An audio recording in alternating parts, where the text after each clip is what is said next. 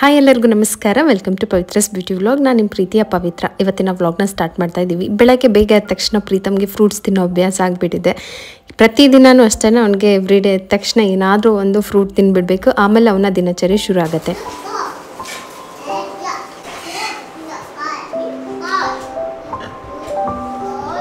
ಹಾಗೆ ಇವತ್ತು ನಾವು ಪೇಂಟ್ ಮಾಡಬೇಕು ಅಂತ ಅಂದ್ಕೊಂಡಿದ್ದೀವಲ್ಲ, ಅದಕ್ಕೆ ನಾನು ಕ್ವಿಕ್ಕಾಗಿ ಏನಾದರೂ ಬ್ರೇಕ್ಫಾಸ್ಟ್ ಮಾಡ್ಕೊಳ್ಳೋಣ, ತುಂಬ ಟೈಮ್ ಹಿಡಿಯೋದು ಬೇಡ ಅಂತ ಹೇಳಿಬಿಟ್ಟು ಈಸಿ ರೆಸಿಪಿಯನ್ನು ಮಾಡ್ಕೊಡ್ತಾ ಇದ್ದೀನಿ. ಕ್ವಿಕ್ಕಾಗಿ ಓಟ್ಸ್ ರೆಸಿಪಿ. ಇಲ್ಲಿ ನಾನು ಸ್ವಲ್ಪ ಓಟ್ಸನ್ನು ಪ್ಯಾನಲ್ಲಿ ಹಾಕಿಬಿಟ್ಟು ಚೆನ್ನಾಗಿ ಫ್ರೈ ಮಾಡ್ಕೊಳ್ಬೇಕು.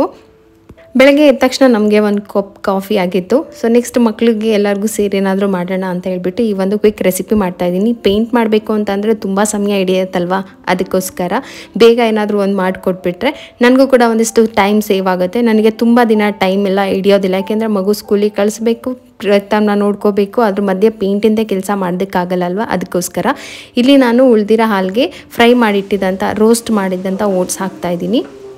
ಅದಕ್ಕೆ ಒಂದು 2 ರಿಂದ 3 ಏಲಕ್ಕಿ ಬೀಜ ಮಾತ್ರ ಹಾಕಿದ್ದೀನಿ. ಇದನ್ನು ಕುಟ್ಟಿ ಪುಡಿ ಮಾಡಿ ಕೂಡ ಹಾಕೋಬಹುದು. ಸಿಪ್ಪೆ ಹಾಕಿಲ್ಲ, ಅದು ಹಾಗೆ ತಿನ್ನಬೇಕಾದ್ರೆ ಬಾಯಿಗೆ ಸಿಗುತ್ತೆ ಅಂತ ಹೇಳ್ಬಿಟ್ಟು.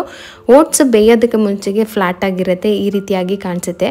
ಅದು ಬೆಂದ ಮೇಲೆ ಅದು ಸ್ವಲ್ಪ ಪಫಿ ಥರ ಊದ್ಕೊಂಡಿರೋ ಥರ ಅನಿಸುತ್ತೆ. ಅದಕ್ಕೆ ನಾನು ಸ್ವಲ್ಪ ಕಡಲೆ ಬೀಜನ ಉರಿತಾ ಇದ್ದೀನಿ. ಮೇಲ್ಗಡೆ ಹಾಕ್ಕೊಂಡು ತಿನ್ನೋದಕ್ಕೆ ಚೆನ್ನಾಗಿರುತ್ತೆ, ಮತ್ತು ಸ್ವಲ್ಪ ಎನರ್ಜಿ ಕೂಡ ಇರುತ್ತಲ್ವ ಕಡಲೆ ಬೀಜ. ಹಾಗಾಗಿ ಅದಕ್ಕೆ ಸ್ವಲ್ಪ ನಾನು ಒಣ ದ್ರಾಕ್ಷಿ ಮತ್ತು ಚಿಯಾ ಸೀಡು ಮತ್ತು ಗೋಡಂಬಿ ತೊಗೊಂಡಿದ್ದೀನಿ. ಇವಾಗ ನಾನು ಅದೇ ಪ್ಯಾನ್ಗೆ ಸ್ವಲ್ಪ ಉಪ್ಪಿಟ್ಟು ಮಾಡ್ಕೊಳ್ಳೋಣ ಅಂತ ಹೇಳ್ಬಿಟ್ಟು ರವೆ ಎಲ್ಲ ಹುರಿದಿಟ್ಕೊಂಡೆ. ಕ್ವಿಕ್ಕಾಗಿ ಅದು ಕೂಡ ಆಗಿಬಿಡುತ್ತಲ್ವ ಅಂತ ಇಲ್ಲಿ ಓಟ್ಸ್ ಬೆಂದಿದೆ, ಅದಕ್ಕೆ ಸ್ವಲ್ಪ ಶುಗರ್ ಹಾಕ್ಕೊಂಡಿದ್ದೀನಿ. ಉಪ್ಪಿಟ್ಟು ಮಾಡೋದಕ್ಕೆ ಈರುಳ್ಳಿ ಎಲ್ಲ ಕಟ್ ಮಾಡ್ಕೊತಾ ಇದ್ದೀನಿ. ಕ್ವಿಕ್ಕಾಗಿ ಸುಮ್ಮನೆ ಸಿಂಪಲ್ಲಾಗಿ ಉಪ್ಪಿಟ್ಟು ಮಾಡ್ತಾಯಿದ್ದೀನಿ, ಜಾಸ್ತಿ ವೆಜಿಟೇಬಲ್ಸ್ ಹಾಕಿ ಎಲ್ಲ ಮಾಡ್ತಾಯಿಲ್ಲ. ಇದಕ್ಕೆ ನಾನು ಈರುಳ್ಳಿ ಚಾಪ್ ಮಾಡೋದಕ್ಕೆ ಅಗಾರೋ ಚಾಪರ್ ಯೂಸ್ ಮಾಡ್ತಾ ಇದ್ದೀನಿ. ಈ ಚಾಪರ್ ಬಂದುಬಿಟ್ಟು ಟೈಮ್ ಸೇವಿಂಗ್ ಅಂತ ಹೇಳ್ಬೋದು. ಕ್ವಿಕ್ಕಾಗಿ ನಾನು ಎಷ್ಟು ಬೇಕೋ ಅಷ್ಟು ಈರುಳ್ಳಿ, ಟೊಮೊಟೊ, ಹಸಿರು ಮೆಣಸಿನ್ಕಾಯಿ, ವೆಜಿಟೇಬಲ್ಸ್ನ ಕೂಡ ಕ್ವಿಕ್ಕಾಗಿ ಚಾಪ್ ಮಾಡ್ಕೊಬೋದು. ಎಷ್ಟು 1 ಪ್ರೆಸ್ ಬಟನಲ್ಲೇ ಚಾಪ್ ಆಗಿಬಿಡುತ್ತೆ. ಸೊ ಇದೊಂದು ಸ್ವಲ್ಪ ನನಗೆ ಟೈಮ್ ಸೇವ್ ಅಂತ ಹೇಳ್ಬೋದು. ಇಲ್ಲಿ ಹಾಲಲ್ಲಿ ಚೆನ್ನಾಗಿ ಕುದಿಸಿರೋ ಓಟ್ಸ್ಗೆ ನಾನು ಚಿಯಾ ಸೀಡ್ ಹಾಕ್ಕೊಳ್ತಾ ಇದ್ದೀನಿ. ಸ್ವಲ್ಪ ನೆಂದಿದೆ, ಹಾಲಲ್ಲಿ ಸ್ವಲ್ಪ ನೆಯ್ಯುತ್ತೆ. ನೆನೆದ ಮೇಲೆ ಅದಕ್ಕೆ ನಾನು ಸ್ವಲ್ಪ ದ್ರಾಕ್ಷಿ ಹಾಗೆ ಕಡಲೆ ಬೀಜ ಫ್ರೈ ಮಾಡಿಟ್ಟಿದ್ನಲ್ಲ ಅದು, ಗೋಡಂಬಿ ಇಷ್ಟನ್ನು ಹಾಕ್ಕೊಂಡಿದ್ದೀನಿ. ಅದ್ರ ಜೊತೆಗೆ ಆಮ್ಲೆಟು ಮತ್ತು ಲೈಟಾಗಿ ಉಪ್ಮಾ ಮಾಡಿಕೊಟ್ಟಿದ್ದೆ. ಸೊ ಇದಿಷ್ಟು ಇವತ್ತಿನ ಬ್ರೇಕ್ಫಾಸ್ಟ್. ಕ್ವಿಕ್ಕಾಗಿ ಬ್ರೇಕ್ಫಾಸ್ಟ್ ಮುಗಿಸ್ಕೊಂಡ್ಬಿಟ್ರೆ ನನ್ನ ಪೇಂಟಿಂಗ್ ಕೆಲಸನೂ ಕೂಡ ಬೇಗ ಆಗಿಬಿಡುತ್ತೆ ಅಂತ ಅಷ್ಟೇ.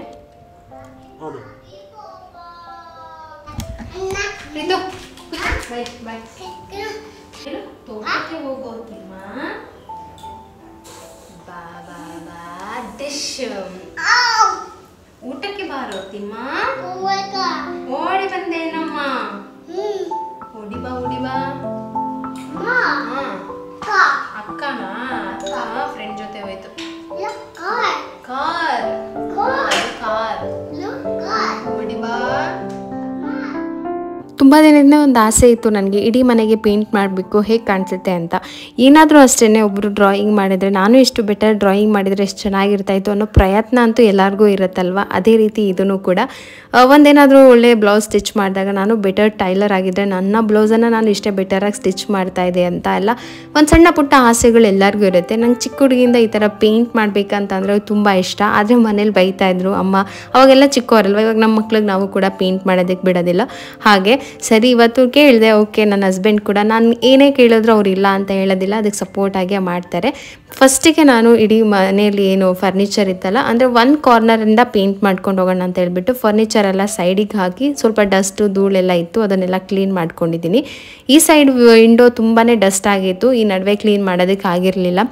ಸೋಫಾ ಎಲ್ಲ ತೆಗೆದ್ಬಿಟ್ಟು ಸರಿ ಇವತ್ತು ಫುಲ್ ಕಂಪ್ಲೀಟ್ ಡೀಪ್ ಕ್ಲೀನ್ ಮಾಡೋಣ ಅಂತ ಹೇಳ್ಬಿಟ್ಟು ಧೂಳೆಲ್ಲ ತೆಗೆದಿದ್ದೀನಿ. ಹಾಗೆ ಸ್ವಲ್ಪ ನೀರಿಗೆ ನಾನು ಸೋಪಿನ ಪುಡಿ ಹಾಕ್ಕೊಂಡು ಒಂದು ಮೈಕ್ರೋ ಫೈಬರ್ ಬಟ್ಟೆ ತೊಗೊಂಡು ಅದರೊಳಗೆ ನೀರು ಚೆನ್ನಾಗಿ ಹಿಂಡಿ ತೆಗಿಬಹುದು. ಡಸ್ಟ್ ಏನೇ ಇದ್ರೂ ಅದರಲ್ಲಿ ಕಚ್ಕೊಳ್ಳುತ್ತೆ, ಆರಾಮಾಗಿ ನಾವು ಜಾಲಿಸ್ಕೊಂಡಾಗ ಗಲೀಜೆಲ್ಲ ನೀರಲ್ಲಿ ಹೊರಟೋಗುತ್ತೆ. ಸೊ ಹಾಗಾಗಿ ನಾನು ಮೈಕ್ರೋ ಫೈಬರ್ ಬಟ್ಟೆಯನ್ನು ತೊಗೊಂಡಿದ್ದೀನಿ. ಇಡೀ ವಿಂಡೋ ಏನಿತ್ತಲ್ಲ ಎಲ್ಲ ಔಟ್ಸೈಡಿಂದನೂ ಒಳಗಡೆಯಿಂದನೂ ನೀಟಾಗಿ ಕ್ಲೀನ್ ಮಾಡ್ಕೊಂಡಿದ್ದೀನಿ.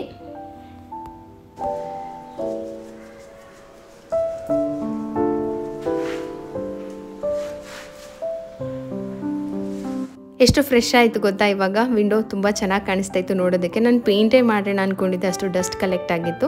ಬಟ್ ಇದೆಲ್ಲ ಕ್ಲೀನ್ ಮಾಡಿದ್ಮೇಲೆ ಅಷ್ಟೊಂದು ಪೇಂಟ್ ಮಾಡೋ ಅವಶ್ಯಕತೆ ಇಲ್ಲ ಅಂತ ಅನ್ನಿಸ್ತು. ಪ್ರೀತಮ್ ಎಲ್ಲ ವಾಲ್ ಮೇಲೂ ಕೂಡ ಪೆನ್ನಲ್ಲಿ, ಸ್ಕೆಚ್ ಪೆನ್ನಲ್ಲಿ, ಪೆನ್ಸಿಲಲ್ಲಿ ತುಂಬಾ ಎಲ್ಲ ಬರೆದ್ಬಿಟ್ಟಿದ್ದ. ಅದನ್ನೆಲ್ಲ ನಾನು ಎಕ್ಸ್ಟ್ರಾ ಎಲ್ಲ ತೆಗಿತಾ ಇದ್ದೀನಿ. ಸಾಧ್ಯ ಆದರೆ ಸೊಪ್ಪಿನ ನೀರಲ್ಲಿ ಕೂಡ ಒರೆಸ್ಕೋಬೋದು.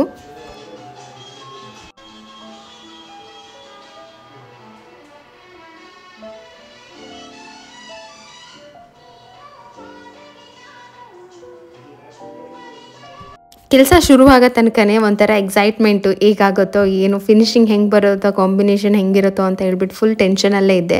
ಸೊ ನಾನು ಇವಾಗ ಸೆಲೆಕ್ಟ್ ಮಾಡಿದ್ದು ಗ್ರೀನ್ ಕಲರ್. ಆ್ಯಕ್ಚುಲಿ ನಾವು ಗೂಗಲಲ್ಲಿ ಅಥವಾ ಏನಾದರೂ ನಾವು ಕಲರ್ ತೊಗೊಂಡು ಹೋಗ್ತೀವಿ ಅಂತಂದರೆ ಅಲ್ಲಿ ಇರೋದಕ್ಕೂ ಅಲ್ಲಿ ನಾವು ತೊಗೊಳೋದಕ್ಕೂ ತುಂಬ ವ್ಯತ್ಯಾಸ ಇರುತ್ತೆ. ಸೊ ನಾವೇನು ಮಾಡಬೇಕಂತಂದರೆ ಪೇಂಟ್ ಶಾಪಿಗೆ ಹೋಗ್ಬಿಟ್ಟು ಅಲ್ಲೇ ಕಲರ್ ಶೀಟ್ಸಲ್ಲಿ ಯಾವ ಕಲರ್ ಬೇಕಾಗುತ್ತೆ ಅದಕ್ಕೆ ಕಾಂಬಿನೇಷನ್ನ ಅಲ್ಲೇ ನೋಡಿ ಎಕ್ಸಾಕ್ಟ್ ಇದೇ ಕಲರ್ ಬರುತ್ತಾ ಅಂತ ಒಂದ್ಸರಿ ಚೆಕ್ ಮಾಡಿ ತೊಗೊಳ್ಬೇಕಾಗತ್ತೆ. ಇಲ್ಲಾಂತಂದರೆ ನಾವು ನೋಡಿದ್ದಕ್ಕೂ ನಾವು ಕೇಳಿದ್ದಕ್ಕೂ ಅವ್ರು ಕೊಡೋದಕ್ಕೂ ತುಂಬ ಡಿಫ್ರೆನ್ಸ್ ಆಗುತ್ತೆ. ಅದೇ ಮಿಸ್ಟೇಕ್ ಕೂಡ ಇಲ್ಲೇ ಆಗಿದ್ದು. ನಾನು ಗ್ರೀನ್ ಕಲರ್ ಇದನ್ನೇ ಅಂದ್ಕೊಂಡಿದ್ದು, ಇದೇ ಕಲರ್. ಬಟ್ ಇದಕ್ಕೆ ಆಗಿ ನಾನು ಕಲರ್ ಸೆಲೆಕ್ಟ್ ಮಾಡಿದ್ದು ವೆರಿ ಲೈಟಲ್ಲಿ ಸಿಲ್ವರ್ ಗ್ರೇ ಕಲರ್. ಬಟ್ ಅವ್ರು ಕೊಟ್ಟಿದ್ದು ನನಗೆ ಸ್ವಲ್ಪ ಡಾರ್ಕ್ ಗ್ರೇ ಕೊಟ್ಬಿಟ್ರು. ಅದು ನಂಗೆ ಸ್ವಲ್ಪ ಎಫೆಕ್ಟ್ ಆಯಿತು. ಪೇಂಟ್ ಮಾಡೋಕ್ಕೂ ಮುಂಚೆಗೆ ಏನೆಲ್ಲ ಬೇಕಾಗುತ್ತೆ ನಮಗೆ ಐಟಮ್ಗಳು ಅದನ್ನೆಲ್ಲ ಚೆಕ್ ಮಾಡಿ ಇಟ್ಕೊಳ್ಳಿ. ನೆಕ್ಸ್ಟು ಏನು ಜಾಗ ಇದೆ ಅದನ್ನೆಲ್ಲ ಕ್ಲಿಯರ್ ಮಾಡಿಬಿಟ್ಟು, ವಾಲ್ ಏನಾದರೂ ಗಲೀಜಾಗಿದ್ದರೆ ಕ್ಲೀನ್ ಮಾಡಿಕೊಂಡು, ರಿಪೇರಿ ಕೆಲಸ ಇದ್ದರೆ ಅದನ್ನೆಲ್ಲ ರಿಪೇರಿ ಮಾಡಿಕೊಂಡು, ಟೇಪ್ ಏನಾದರೂ ಹಾಕುವಾಗಿದ್ದರೆ ಅಲ್ಲೆಲ್ಲ ಟೇಪ್ ಹಾಕ್ಕೊಂಡು ನೀವು ಪೇಂಟನ್ನು ಸ್ಟಾರ್ಟ್ ಮಾಡ್ಕೊಬೋದು. ಪ್ರೈಮರ್ ಯೂಸ್ ಮಾಡಬಹುದು, ಬಟ್ ನಾನು ಯಾವುದೇ ಡಾರ್ಕ್ ಕಲರ್ ಪೇಂಟ್ ಮೇಲೆ ಪೇಂಟ್ ಮಾಡ್ತಾ ಇರಲಿಲ್ಲ. ಆಲ್ರೆಡಿ ನಿಮ್ಮದು ಪೇಂಟ್ ಡಾರ್ಕ್ ಇದೆ ಅಂದರೆ ಅದರ ಮೇಲೆ ಪ್ರೈಮರ್ ಹಾಕಿ ಆಮೇಲೆ ಲೈಟ್ ಕಲರ್ ಮಾಡಬೇಕಾಗತ್ತೆ. ಬಟ್ ನಾನು ಲೈಟ್ ಕಲರ್ ಮೇಲೆ ಡಾರ್ಕ್ ಮಾಡ್ತಾ ಇದ್ದಿದ್ದರಿಂದ ಯಾವುದೇ ಪ್ರೈಮರ್ ಯೂಸ್ ಮಾಡಿಲ್ಲ. ಸೊ ಗ್ರೀನ್ ಆದ ತಕ್ಷಣ ನೆಕ್ಸ್ಟು ಬಂದಿದ್ದೆ ಗ್ರೇ ಕಲರ್. ಈ ಕಾಂಬಿನೇಷನ್ ನಂಗೆ ತುಂಬಾ ಸ್ವಲ್ಪ ಡಿಸಪಾಯಿಂಟ್ ಮಾಡ್ತು.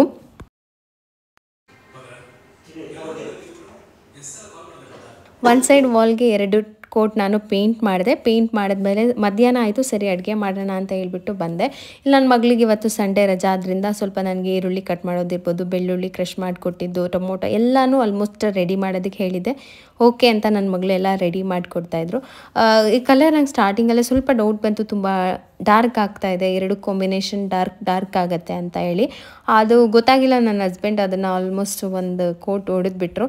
ಇಲ್ಲ ಒಂಥರ ಡಿಫ್ರೆಂಟಾಗಿ ಚೆನ್ನಾಗಿದೆ ಅಂತ ಅಂದರು. ಸೊ ಕಂಟಿನ್ಯೂ ಮಾಡ್ತಾಯಿದ್ದೀನಿ. ಚೆನ್ನಾಗಿದೆಯಾ?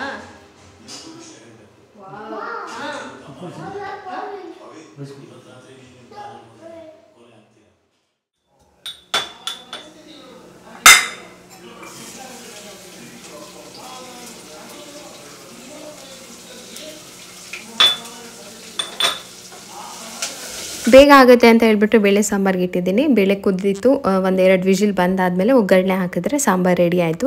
ಎಣ್ಣೆಗೆ ಸ್ವಲ್ಪ ಸಾಸಿವೆ, ಜೀರಿಗೆ, ಒಣಮೆಣ್ಸಿನ್ಕಾಯಿ, ಜಜ್ಜಿಟ್ಟಿದ್ದಂಥ ಬೆಳ್ಳುಳ್ಳಿ, ಈರುಳ್ಳಿ ಹಾಕ್ಕೊಂಡು ಚೆನ್ನಾಗಿ ಫ್ರೈ ಮಾಡಿ ಅದಕ್ಕೆ ಸ್ವಲ್ಪ ಅರಿಶಿನ, ಉಪ್ಪು ಹಾಕ್ಕೊಂಡ್ಬಿಟ್ಟು ಟೊಮೊಟೊ ಚೆನ್ನಾಗಿ ಪೇಸ್ಟ್ ಮಾಡಿರೋದನ್ನ ಹಾಕಿ ಒಂದು ಬೇಯಿಸಿರೋ ಬೇಳೆ ಹಾಕ್ಬಿಟ್ಟು ಕುದಿಸ್ಕೊಂಡ್ರೆ ರೆಡಿ ಆಗುತ್ತೆ. ಪೇಂಟ್ ಬೇಗ ಮುಗಿಬೇಕು ಅಂತಂದರೆ, ಕೆಲಸ ಬೇಗ ಆಗಬೇಕಂತಂದರೆ ಪೇಂಟ್ ಬ್ರಷ್ಗಿಂತ ರೋಲರ್ ಯೂಸ್ ಮಾಡಿದ್ರೆ ಬೆಟರ್. ಬೇಗನೆ ನಮಗೆ ಫಿನಿಶಿಂಗ್ ಬರುತ್ತೆ, ಈಸಿಯಾಗಿ ನಾವು ಪೇಂಟ್ನ ಮಾಡ್ಕೊಂಡು ಬರ್ಬೋದು, ಕ್ವಿಕ್ಕಾಗಿ ಕೂಡ ಆಗುತ್ತೆ. ಸೊ ನಾನು ಮಾಡ್ತಾ ಇರೋ ಕೆಲಸ ಪ್ರೀತಮ್ಗೆ ತುಂಬ ಇಷ್ಟ ಆಯಿತು ಅನಿಸುತ್ತೆ. ನಾನು ಹೋಗೋ ತನಕ ಕೆಳಗಡೆ ಪೇಂಟ್ ಮಾಡೋದು, ನನಗಿಂತ ಮುಂದೆ ಬಂದು ಕೂತ್ಕೊಂಡು ಪೇಂಟ್ ನೋಡ್ತಾ ಇದ್ದ. ಈ ಕಲರ್ ತುಂಬಾ ಡಿಸಪಾಯಿಂಟ್ ಆಗೋಯಿತು ಸಿಕ್ಕಾಪಟ್ಟೆ. ಅಂದರೆ ಜಸ್ಟ್ ಹಿಂಗೆ ಅನಿಸ್ತು ಅಂತಂದರೆ ಎಂಥ ರಾಂಗ್ ಸೆಲೆಕ್ಟ್ ಮಾಡಿಬಿಟ್ಟೆ, ರಾಂಗ್ ಸೆಲೆಕ್ಷನ್ ಆಗೋಯಿತು ಅಂತ ಹೇಳ್ಬಿಟ್ಟು ಕೊನೆ ತನಕ ನಾನು ಫುಲ್ ಅಪ್ಸೆಟ್ ಆಗೋಯಿತು. ಬಟ್ ಏನು ಮಾಡೋಕ್ಕಾಗಲ್ಲ, 1 ಕೋಟ್ ಹಾಕಿಬಿಟ್ವಿ. ಅಲ್ಲಿಂದ ನನಗೆ ಗೊತ್ತಾಯಿತು ಇದನ್ನು ಕಂಟಿನ್ಯೂ ಮಾಡಿದ್ರೆ ಮನೆ ಫುಲ್ಲು ಡಾರ್ಕ್ ಆಗಿಬಿಡುತ್ತೆ. ಸೊ ಇದನ್ನು ಇಲ್ಲೇ ಸ್ಟಾಪ್ ಮಾಡಬೇಕು, 2 ವಾಲ್ಗೆ ಓಕೆ ಅಂತ. ತುಂಬ ಅಂದರೆ ತುಂಬ ಡಿಸಪಾಯಿಂಟ್ ಆಯಿತು ನನಗೆ. ನಾನು ಸೆಲೆಕ್ಟ್ ಮಾಡಿದ್ದು ನಾನು ಅಂದ್ಕೊಂಡಿದ್ದಕ್ಕೂ ಇದಕ್ಕೂ ತುಂಬ ಡಿಫ್ರೆನ್ಸ್ ಆಗಿ ಬಂತು ಕಲರು. ಇವಾಗ ಸೋಫಾ ಎಲ್ಲ ಅಡ್ಜಸ್ಟ್ ಮಾಡ್ತಾ ಇದ್ದೀನಿ. ಸೋಫಾ ಕಲರ್ಗೂ ಇದಕ್ಕೂ ಕಂಪ್ಲೀಟ್ಲಿ ಚೇಂಜ್ ಆಯಿತು, ಮ್ಯಾಚ್ ಆಗ್ತಾ ಇರಲಿಲ್ಲ. ಇದೇ ವೈಟ್ ಸೋಫಾ ಇದ್ದಿದ್ರೆ ಇನ್ನೂ ಚೆನ್ನಾಗಿ ಕಾಣಿಸ್ತಾ ಇತ್ತು. ಯಾವುದೇ ಕಾರಣಕ್ಕೂ ಲೈಟ್ ಕಲರ್ ಸೆಲೆಕ್ಟ್ ಮಾಡಿ ನಾನು 2 ಲೈಟ್ ಎಲ್ಲ ಆನ್ ಮಾಡಿ ನೋಡ್ತಾ ಇದ್ದೆ. ಬಟ್ ತುಂಬ ಡಿಮ್ ಅಂತ ಅನ್ನಿಸ್ತಾ ಇತ್ತು ಮನೇನೆ. ತುಂಬ ಅಪ್ಸೆಟ್ ಆಗೋಯಿತು. ಸರಿ ನೈಟ್ಗೆ ಏನು ಮಾಡೋದು ಅಂತ ಯೋಚನೆ ಮಾಡ್ತಾ ಬೀಟ್ರೋಟ್ ಇತ್ತು, ಬೀಟ್ರೋಟ್ ಹಾಕಿಬಿಟ್ಟು ಪಲ್ಯ ಮಾಡಿ ಚಪಾತಿ ಮಾಡೋಣ ಅಂತ ಹೇಳ್ಕೊಂಡು ಬೀಟ್ರೋಟ್ ಪಲ್ಯಗೆಲ್ಲ ರೆಡಿ ಮಾಡ್ಕೊಳ್ತಾ ಇದ್ದೆ. ಸೊ ಇಷ್ಟೇ, ಈಸಿಯಾಗಿ ಮಾಡ್ಕೊಳ್ಬೋದು. ನಮಗೆ ಒಂದು ದಿನ 1.5 ಡೇ ಅಷ್ಟೇ ಆಯಿತು ಅಂತ ಹೇಳ್ಬೋದು. ಇವತ್ತು ಪೂರ್ತಿ 1 ಕೋಟ್ ಆಯಿತು. ನೆಕ್ಸ್ಟ್ ಡೇ ನಾವು ಇನ್ನೊಂದು ಕೋಟ್ನ ಕ್ಲಿಯರ್ ಮಾಡ್ಕೊಂಡ್ವಿ. ಸೊ ಈ ಥರ ಫಿನಿಶಿಂಗ್ ಮಾಡ್ಕೊಳ್ಳೋದಕ್ಕೆ ಟ್ರೈ ಮಾಡಿದ್ವಿ. ಜಸ್ಟ್ 1 ದಿನ, ಅರ್ಧ ದಿನ, 1.5 ದಿನದಲ್ಲಿ ಈ ಪೇಂಟಿಂಗ್ ಎಲ್ಲ ಮುಗ್ದೋಯ್ತು.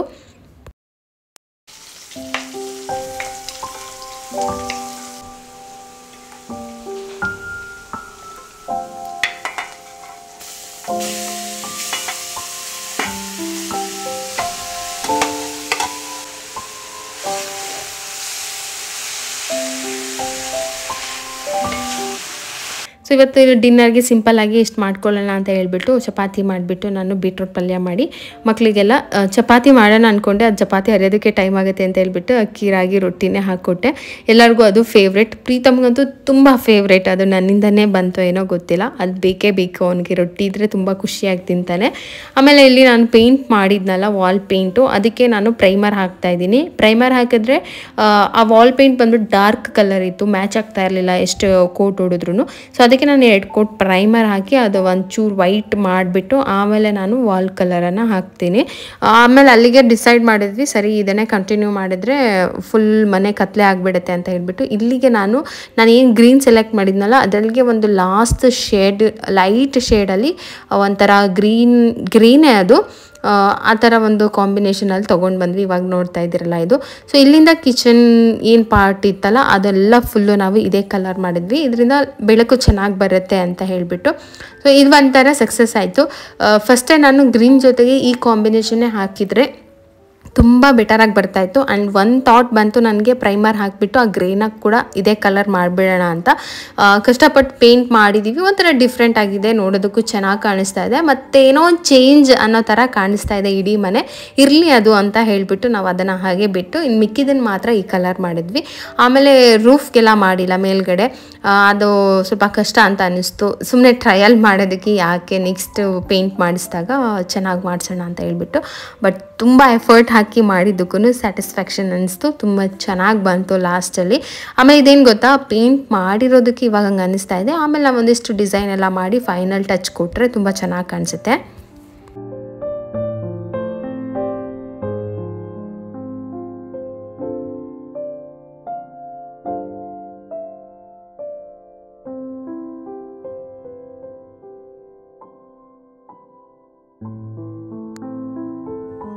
ನೈಟ್ ಸುಮಾರು 2 ಗಂಟೆ 3 ಗಂಟೆ ಆಗೋಯ್ತು ನಾವು ಮಲಗೋಷ್ಟ್ರೊಳಗೆ. ಮತ್ತೆ ನಾನು 1 ಅವರಲ್ಲೇ ಮತ್ತೆ ಎದ್ಬಿಟ್ಟು ಪ್ರಗತಿ ಲಂಚ್ ಬಾಕ್ಸ್ ರೆಡಿ ಮಾಡ್ತಾಯಿದ್ದೀನಿ. ಏನಾದರೂ ಕ್ವಿಕ್ಕಾಗಿ ಮಾಡಬೇಕಲ್ಲ ಅಂತ ಹೇಳ್ಬಿಟ್ಟು ಪೊಟ್ಯಾಟೊ ಮತ್ತು ಬಟಾಣಿ ಹಾಕ್ಬಿಟ್ಟು ಗ್ರೇವಿ ಥರ ಮಾಡಿ ಸ್ವಲ್ಪ ಸಾಂಬಾರು ಥರನೇ ಮಾಡಿಬಿಟ್ಟು ರೈಸ್ ಮಾತ್ರ ಮಾಡಿಕೊಟ್ಟಿದ್ದೆ. ಸೊ ಇದಕ್ಕೆ ನಾನು ಆಲೂಗೆಡ್ಡೆ ಬಟಾಣಿ ನೆನೆಸಿಟ್ಟಿದ್ದೆ, ಫ್ರೆಶ್ ಬಟಾಣಿ ಎದ್ದಿದ್ದಿಲ್ಲ. ಕ್ವಿಕ್ಕಾಗಿ ನಂಗೆ ನೈಟ್ ತಲೆಗೆ ಬಂದಿದ್ದೆ ಇದು ಒಂದು ರೆಸಿಪಿ. ಅದನ್ನು ಕುಕ್ಕರ್ಗೆ ಹಾಕಿಬಿಟ್ಟು ಸ್ವಲ್ಪ ಉಪ್ಪು ಹಾಕಿ ನೀರು ಹಾಕಿಬಿಟ್ಟು 1-2 ವಿಷಿಲ್ ಕೂಗಿಸ್ಕೊಂಡಿದ್ದೀನಿ. ಬಟಾಣಿ ಬೆಂದುಬಿಡುತ್ತೆ.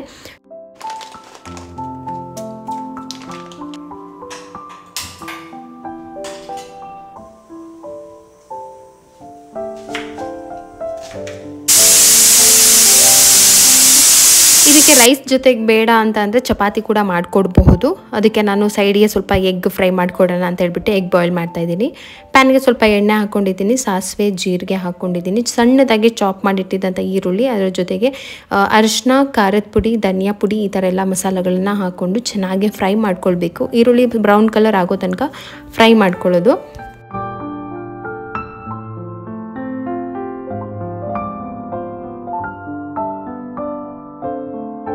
ಈರುಳ್ಳಿ ಮಸಾಲ ಎಲ್ಲ ಚೆನ್ನಾಗಿ ಹೊಂದ್ಕೊಂಡ್ಮೇಲೆ ಅದಕ್ಕೆ ಟೊಮೊಟೊ ಪ್ಯೂರಿ ಹಾಕ್ಕೊಳ್ತಾ ಇದ್ದೀನಿ. ಸಣ್ಣದಾಗಿ ಚಾಪ್ ಮಾಡಿರೋದನ್ನು ಹಾಕಿ ಚೆನ್ನಾಗಿ ಮಿಕ್ಸ್ ಮಾಡಿಕೊಂಡು ಒಂದು ಕುದಿ ಬರೋ ತನಕ ಕುದಿಸ್ಕೋಬೇಕು. ಚೆನ್ನಾಗಿ ಟೊಮೊಟೊ ಈರುಳ್ಳಿ ಮಸಾಲೆ ಎಲ್ಲ ಹೊಂದ್ಕೊಂಡ್ಮೇಲೆ ಅದಕ್ಕೆ ಬೇಯಿಸಿಟ್ಟಿದ್ದಂಥ ಬಟಾಣಿ ಮತ್ತು ಆಲೂಗೆಡ್ಡೆಯನ್ನು ಹಾಕ್ಕೊಂಡ್ರೆ, ನೀರಿನ ಜೊತೆಗೇ ಹಾಕ್ಕೊಂಡು ಒಂದು ಕುದಿ ಕುದಿಸ್ಕೊಂಡ್ರೆ ಗ್ರೇವಿ ರೆಡಿ.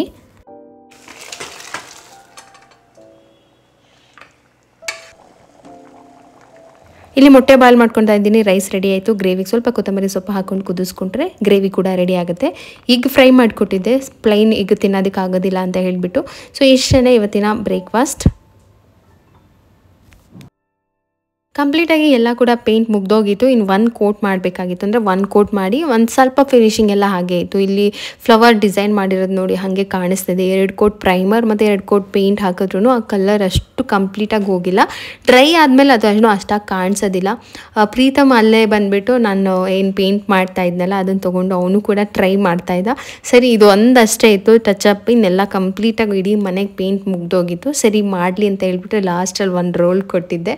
ನಾನು ಹೇಗೆ ಅದಕ್ಕೆ ಡಿಪ್ ಮಾಡಿ ಎಲ್ಲ ಮಾಡ್ತಾ ಇದ್ನೋ ಅದೇ ಥರ ಅವನು ಕೂಡ ಎಲ್ಲ ಪೇಂಟ್ ಮಾಡ್ತಾ ಇದ್ದ.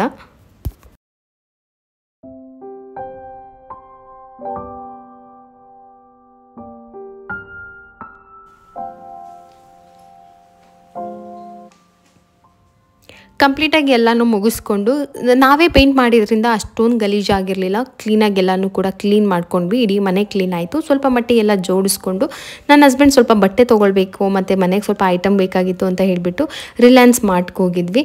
ಅಲ್ಲಿ ಹೋಗಿ ಸ್ವಲ್ಪ ಸಣ್ಣ ಪುಟ್ಟದು ವಾಷಿಂಗ್ ಮಿಷಿನಿಗೆ ಸ್ವಲ್ಪ ಲಿಕ್ವಿಡು ಕಂಫರ್ಟು ಎಲ್ಲ ಖಾಲಿಯಾಗಿತ್ತು.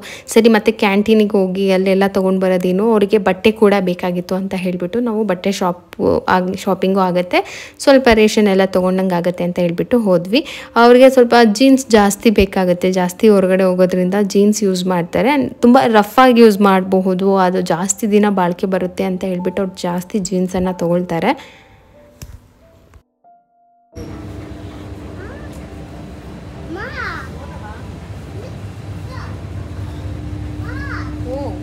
ನೋಡಿ ಈ ಥರ ಚೆನ್ನಾಗಿರುತ್ತೆ.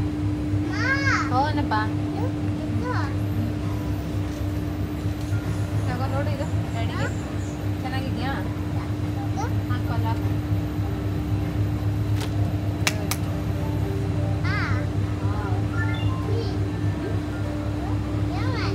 ಈ ಥರ ಶರ್ಟ್ ರೆಡಿ ಶರ್ಟ್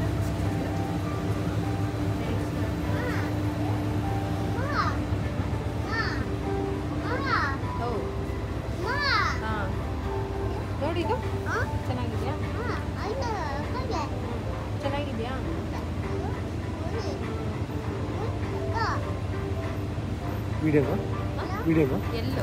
ಅವ್ರಿಗೊಂದು ಸ್ವಲ್ಪ ಶಾಪಿಂಗ್ ಮಾಡಿಕೊಂಡು ನಮ್ಗೆ ಏನೇನು ಬೇಕೋ ಎಲ್ಲ ತೊಗೊಂಡು ಹೊರಟೋ ಅಷ್ಟು ಟೈಮ್ ಆಯಿತು. ನಿನ್ನೆ ಆ ವ್ಲಾಗ್ ಬಂದುಬಿಟ್ಟು ಪೇಂಟಿಂಗ್ ಹೆಂಗಾಗಿದೆ ಅಂತ ಹೇಳಿಬಿಟ್ಟು ನಾನು ಕಂಪ್ಲೀಟಾಗಿ ತೋರಿಸಿಲ್ಲ. ಅದನ್ನು ನಾನು ನೆಕ್ಸ್ಟ್ ವ್ಲಾಗಲ್ಲಿ ತೋರಿಸ್ತೀನಿ. ಬರೀ ವಾಲ್ ಪೇಂಟ್ ಆಗಿರೋದ್ರಿಂದ ಸ್ವಲ್ಪ ಕ್ಲೀನಾಗಿ ಕಾಣಿಸ್ತಾ ಇದೆ ಮತ್ತು ಡಿಫ್ರೆಂಟಾಗಿ ಕಾಣಿಸ್ತಾ ಇದೆ. ಏನೋ ಒಂಥರ ಖುಷಿ ಆಯಿತು. ತುಂಬ ದಿನದಿಂದ ಇದು ಮಾಡಬೇಕು ಅಂದ್ಕೊಂಡಿದ್ದೆ. ವರಮಹಾಲಕ್ಷ್ಮಿ ಹಬ್ಬ ಬೆಸ್ಟ್ ಟೈಮ್ ಅಂತ ಅನ್ನಿಸ್ತು. ಸೊ ಇವಾಗಲ ಮಾಡಿದ್ರೆ ಹಬ್ಬಕ್ಕೂ ಆಗುತ್ತೆ. ಮನೆಯೂ ಸ್ವಲ್ಪ ಕ್ಲೀನಾಗಿ ಕಾಣಿಸುತ್ತೆ. ಪ್ರೀತಮ್ ಸ್ವಲ್ಪ ಜಾಸ್ತಿನೇ ಎಲ್ಲ ಬರೆದು ಎಲ್ಲ ಗಲೀಜು ಮಾಡಿದ. ಬಟ್ ಅಷ್ಟೊಂದೇನೂ ತುಂಬ ಇದಾಗಿತ್ತು ಅಂತಲೂ ಏನಿರಲಿಲ್ಲ. ಅಂದರೆ ತುಂಬ ಗಲೀಜಾಗಿದ್ರು ನಾವು ಪೇಂಟ್ ಮಾಡೋದಕ್ಕೆ ಆಗ್ತಾ ಇರಲಿಲ್ಲ. ಸ್ವಲ್ಪ ಮಟ್ಟಿಗೆ ತುಂಬ ಚೆನ್ನಾಗೇ ಇತ್ತು. ಸೊ ಹಾಗಾಗಿ ನಾವೇ ಮಾಡೋಣ. ಒಂದ್ಸರಿ ನಾನು ಬಾಲ್ಕನಿ ಮೇಕ್ ಓವರ್ ಮಾಡಿದೆ, ಬಾಲ್ಕನಿಗೆ ಪೇಂಟ್ ಮಾಡಿ ಡ್ರಾಯಿಂಗ್ ಎಲ್ಲ ಮಾಡಿದ್ನಲ್ಲ, ಆವಾಗ ನಂಗೆ ಸ್ವಲ್ಪ ಈಸಿ ಅನಿಸ್ತು, ಖುಷಿ ಅನ್ನಿಸ್ತು, ತುಂಬ ಖುಷಿ ಅನಿಸ್ತಾ ಇತ್ತು. ಸರಿ ಮಾಡೋಣ, ಟ್ರೈ ಮಾಡೋಣ ಅಂತ. ಒಂದ್ಸರಿಗೆ ಯಾವುದು ಕೂಡ ಬರೋದಿಲ್ಲ. ಫಸ್ಟ್ ಗ್ರೀನ್ ವಾಲ್ ಅದು ಮಾಡಬೇಕಾದ್ರೆ ಸ್ವಲ್ಪ ಐಡಿಯಾಸ್ ಬಂತು. ಅದಾದಮೇಲೆ ನಾವು ಇಡೀ ಮನೆಗೆ ಅದೆಷ್ಟು ಬೇಗ ಮಾಡಿದ್ವಿ ಅಂತಲೇ ಗೊತ್ತಾಗಲಿಲ್ಲ. ಅಷ್ಟು ಕ್ಲೀನಾಗಿ ಆಯಿತು.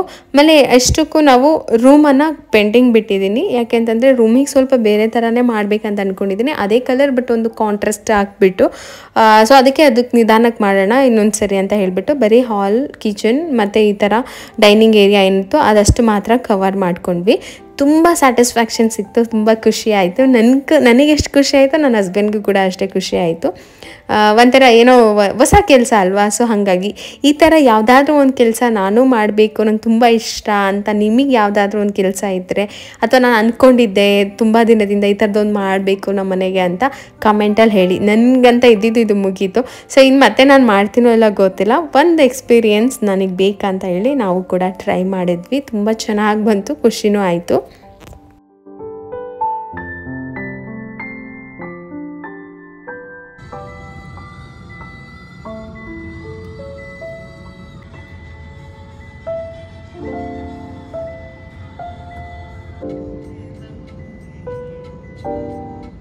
ಇನ್ನೂ ಆ ವಾಲ್ಗೆ ಸ್ವಲ್ಪ ಡಿಫ್ರೆಂಟಾಗಿ ಮೇಕ್ ಓವರ್ ಮಾಡಬೇಕು, ಏನಾದರೂ ಬೇರೆ ಥರ ಮಾಡಬೇಕಂತ ಅಂದ್ಕೊಂಡಿದ್ದೀನಿ. ಪ್ಲೇನ್ ವಾಲ್ ಹೆಂಗಿರುತ್ತೋ ಅದು ಅಷ್ಟಕ್ಕೆ ಅದು ಚೆನ್ನಾಗಿರೋದಿಲ್ಲ. ಅದರಲ್ಲಿ ಒಂದಿಷ್ಟು ಫ್ರೇಮ್ ಅಥವಾ ಸ್ಟಿಕ್ಕರ್ ಏನಾದರೂ ಒಂದು ಡೆಕೋರೇಟಿವ್ ಮಾಡಿದ್ರೆ ಮಾತ್ರನೇ, ಡೆಕೋರೇಷನ್ ಮಾಡಿದರೆ ಚೆನ್ನಾಗಿ ಕಾಣಿಸುತ್ತೆ. ಪ್ರೀತಮ್ಗೆ ಪಾಟಿ ಟ್ರೈನಿಂಗ್ ಆಗಿದೆ. ಅವನು ಇವಾಗ ಹೇಳ್ತಾನೆ ನನಗೆ ಹೋಗಬೇಕು ಅಂತ ಅನಿಸ್ದಾಗೆಲ್ಲ ಅವನು ಹೇಳ್ತಾನೆ.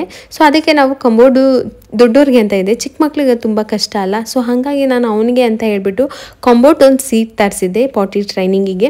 ಸೊ ಅಲ್ಲಿ ಸ್ವಲ್ಪ ಪ್ರಾಕ್ಟೀಸ್ ಮಾಡಿದ್ರೆ ನಮ್ಗೆ ಈಸಿ ಆಗುತ್ತೆ ಅಂತ. ಇವಾಗ ಕಂಬೋರ್ಡಲ್ಲಿ ಮಾಡೋದಿಲ್ಲ ಅವನು. ಸೊ ಅದಕ್ಕೆ ನಾನು ಅದನ್ನು ಬುಕ್ ಮಾಡಿದೆ. ಅಮೆಝಾನಲ್ಲಿ ಏನಾಗಿದೆ ಅಂತ ಗೊತ್ತಿಲ್ಲ. ರೀಸೆಂಟಾಗಿ ನಾನು ಏನು ಬುಕ್ ಮಾಡಿದ್ರು ರಾಂಗ್ ಐಟಮ್ ಬರ್ತಾ ಇದೆ. ಇದು ಬಂದು ಸ್ಟೂಲ್ ಬಂದಿದೆ ನನಗೆ. ನಾನು ಬುಕ್ ಮಾಡಿದ್ದೆ ಬೇರೆ, ಇಲ್ಲಿ ಬಂದಿರೋದೇ ಬೇರೆ.